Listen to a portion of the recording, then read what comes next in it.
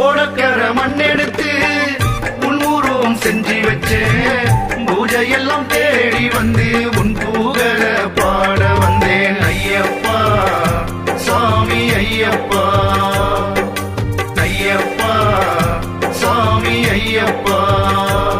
பூந்தோட்டத்திலே ஒரு மலர் எடுத்து உன் பாதத்திலே நான் பூஜை செய்தேன்.